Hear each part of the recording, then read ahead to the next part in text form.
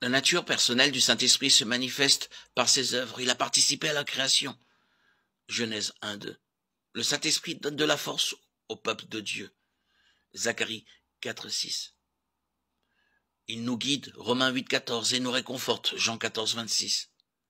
Il nous convainc de ne pas pécher, Jean 16:8. Le Saint-Esprit nous enseigne, il réprime le péché, Jean 16:13, Ésaïe 50:19. Et il nous donne des commandements, dans Actes 8:29. Nous le voyons.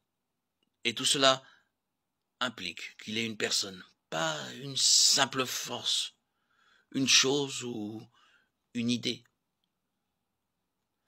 Les attributs du Saint-Esprit montrent qu'il est une personne, il est vivant, il a une volonté, il est omniscient, éternel et omniprésent. Autant de choses impossibles à une simple force. Romains 8:2, 1 Corinthiens 12:11, 1 Corinthiens 2:10-11, Hébreux 9:14, Psaume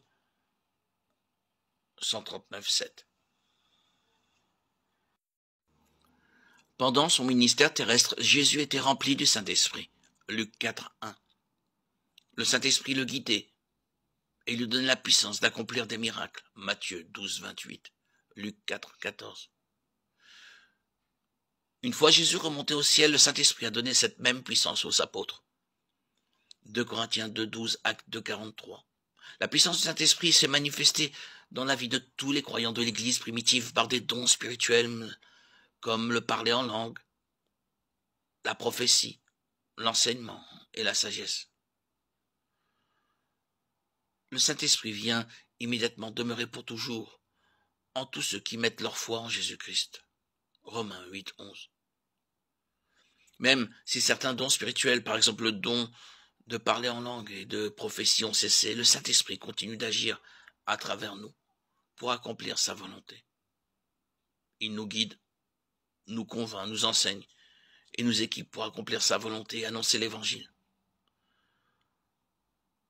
Nous ne devons surtout pas prendre ce merveilleux don à la légère.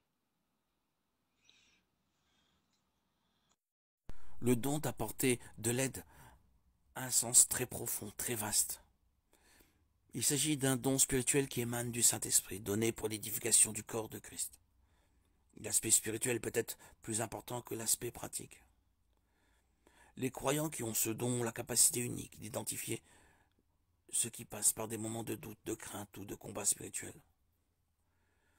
Ils vont vers ceux qui sont dans le besoin, leur apportent une parole douce, une attitude d'écoute et de compassion, et des vérités bibliques exposées avec amour et de manière convaincante. Leurs paroles sont comme des pommes en or décorées d'argent. Proverbe 25:11. Pour ceux qui sont fatigués, lassés, faibles spirituellement.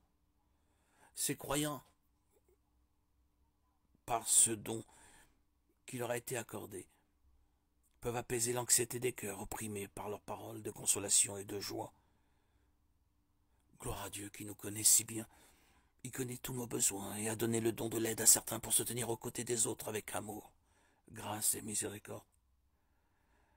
Ces précieux saints nous consolent, nous aident à porter des fardeaux que nous ne devons pas porter seuls. Gloire à Dieu au plus haut des cieux, et paix sur la terre aux hommes qu'il aime.